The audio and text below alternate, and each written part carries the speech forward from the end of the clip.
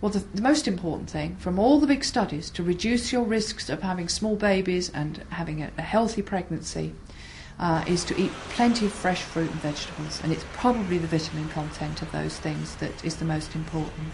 You need to drink the equivalent of 1.5 pints of milk a day to get enough calcium. But for people who find it difficult to drink milk or don't like it very much, then a 5-ounce pot of yoghurt is approximately equal to half a pint of milk, is approximately equal to 2 ounces of cheese. So some combination of that each day should give you enough calcium. Now it's important to say, of course, if you're drinking milk, that it should not be unpasteurised.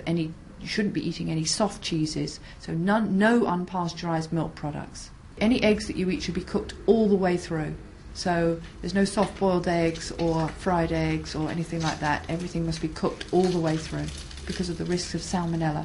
Particular places to beware of those are in things like mousse, where you're not really aware that you're eating soft eggs. There's some evidence that eating peanuts, too many peanuts throughout pregnancy, can make it more likely that after the baby is born, it will develop a peanut allergy.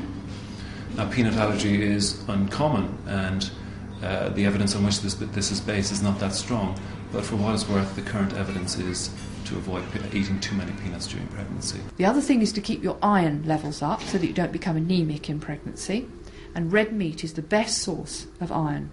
Now, if you do like red meat, make sure that it's all cooked all the way through. It should be well done because of the risks of toxoplasmosis with undercooked red meat.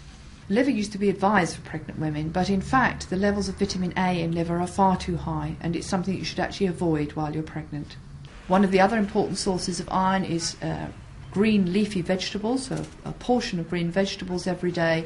But if you don't like meat or you're vegetarian, then dried fruit is a very good source of iron, and particularly dried apricots. There are vitamin supplements which are aimed specifically at pregnant women, and certainly they can help, particularly if a woman doesn't have a well-balanced diet. But it's not a good idea to just take any vitamin supplements that come off the shelf, or vitamin supplements that the woman has taken outside of pregnancy, because certain vitamins taken in excess can harm the baby.